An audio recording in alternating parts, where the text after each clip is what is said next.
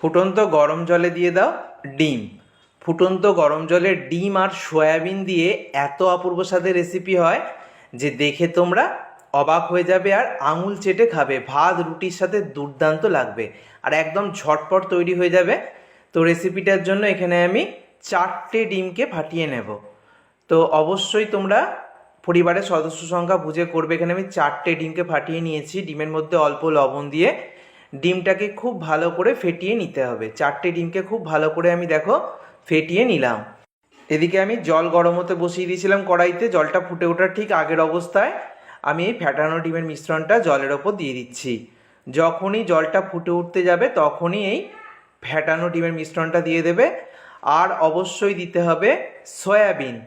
এখানে আমি ছোট যে সয়াবিনটা পাওয়া যায় সেটা নিয়েছি, তোমরা বড় সয়াবিনও নিতে পারো। তো সয়াবিন দিয়ে দিয়েছি 2 মুঠো মতো 4টে ডিমের মধ্যে। এবার এটাকে ঘড়ি ধরে একদম 5 মিনিট আমি সিদ্ধ করব। সয়াবিনও সিদ্ধ হয়ে যাবে আর ডিমটাও কিন্তু খুব ভালোভাবে সিদ্ধ হয়ে যাবে। 5 মিনিটের বেশি কিন্তু করবে না। 5 মিনিট পর গ্যাস অফ করে দিয়েছি।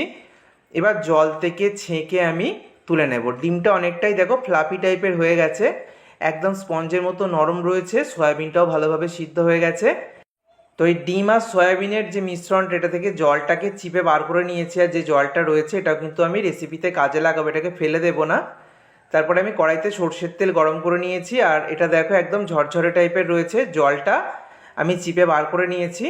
তো এটাকে ভেজে নিতে হবে। সর্ষের তেলের মধ্যে আমি দিয়ে দিয়েছি।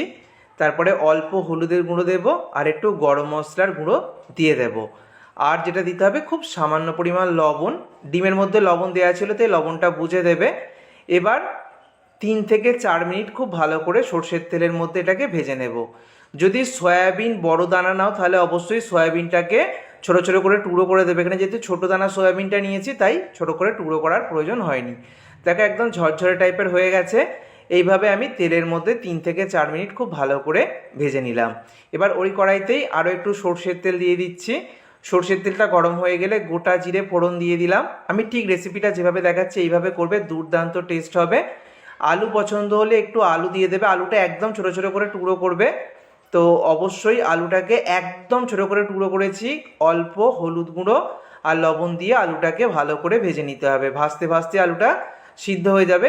মিনিট 2 মতো নেড়ে চেড়ে নিয়ে ঢাকা দিয়ে দিলাম আরও 2 মিনিটের জন্য। এতে করে আলুটা কিন্তু সিদ্ধ হয়ে যাবে। তো দেখো আলুটা কিন্তু আমার খুব ভালো মতো ভাজা হয়ে গেছে। এবারে আমি দিয়ে দিচ্ছি পেঁয়াজ। একটা বড় সাইজের পেঁয়াজকে কুচি করে দিয়ে দিলাম ঝাল বুঝে কাঁচা লঙ্কা কুচি। তারপরে খুব ভালো করে পেঁয়াজ কাঁচা লঙ্কাটাকে আলুর সাথে নাড়াচাড়া করতে হবে। তো পেঁয়াজ কাঁচা লঙ্কাটা একটু ভাজা ভাজা হলে তারপরে রসুন বাটা আর আদা বাটা দিয়ে দিচ্ছি। আদা রসুনের কাঁচা গন্ধ চলে যাওয়া পর্যন্ত ভালোভাবে ভেজে নেব। ভালোভাবে ভাজা হয়ে গেলে একটু টমেটো অ্যাড করে দিচ্ছি। একটা টমেটো আমি ছোট ছোট করে টুকরো করে নিয়েছি। টমেটোটাকে নাড়াচাড়া করে নেব। টমেটো খুব তাড়াতাড়ি গলে যাবে। তারপরে আমি হলুদের গুঁড়ো, এখানে দিয়ে দিলাম জিরে গুঁড়ো, তারপর ধনে গুঁড়ো দিয়ে দিলাম আর দিয়ে দিচ্ছি এখানে কাশ্মীরি লাল লঙ্কার গুঁড়ো। আর স্বাদ মতো লবণ আমি অ্যাড করলাম। আর অল্প জল দিয়ে দিচ্ছি। মশলার সাথে সব কিছুকে ভালো করে কষিয়ে নেব। এবার মিনিট 2 সময় ধরে সব কিছুকে খুব ভালো করে কষিয়ে নিতে হবে। খুব ভালো করে যখন কষানো হয়ে যাবে তখন আমি আগে থেকে যে ডিম সয়াবিনের মিশ্রণটাকে ভেজে রেখে দিয়েছিলাম সেটা দিয়ে দিলাম। এবার সব কিছুকে একসাথে করে নিয়ে আমি নাড়তে চাড়তে থাকবো। গ্যাসের ফ্লেমটাকে এই সময় আমি মিডিয়ামে রেখেছি। মিডিয়াম ফ্লেমে রেখে একভাবে 3 থেকে 4 মিনিট ডিমের মিশ্রণটার সাথে নেড়ে চেড়ে নিয়েছি। তারপর যে সয়াবিন আর ডিম সিদ্ধ করা জলটা রেখে দিয়েছিলাম সেটা দিয়ে দিলাম আর আরও একটু অল্প গরম জল অ্যাড করলাম। অতিরিক্ত জল দেওয়ার দরকার নেই। ধনেপাতা কুচি দিয়ে দিলাম। এবার খুব ভালো করে সব কিছুকে একসাথে নেড়ে চেড়ে মিনিট 3-4 মতো ফুটিয়ে নিলেই কিন্তু এটা একদম রেডি হয়ে যাবে। এটা একটু মাখা মাখা খেতে ভালো লাগে। যদি তোমরা একটু বেশি ঝোল ঝোল পছন্দ করো রাখতে পারো, তবে এই রেসিপিটা কিন্তু একটু মাখা মাখাই ভালো লাগে। যেটুকু জল আছে সয়াবিন টেনে নেবে। তো আমি মিনিট 2 জন্য ঢাকা দিয়ে দিয়েছিলাম। তো দেখো খুব ভালো করে কিন্তু মিশ্রণটা টেনে এসছে। এর থেকে বেশি শুকনো করব না। আর এটা গরম গরম রুটি পরোটার সাথে দুর্দান্ত লাগে। ভাত দিয়েও কিন্তু দারুণ লাগবে। একটু চিনি দিচ্ছি, চিনি দেওয়াটা সম্পূর্ণ অপশনাল। আর শেষে অবশ্যই একটু গরম মশলার গুঁড়ো বা ম্যাগি মশলার গুঁড়ো যেটাই হাতের কাছে থাকবে সেটা দিয়ে দেবে। আমি গরম মশলার গুঁড়োটাই দিয়েছি যেহেতু সবার বাড়িতে এটা থাকে।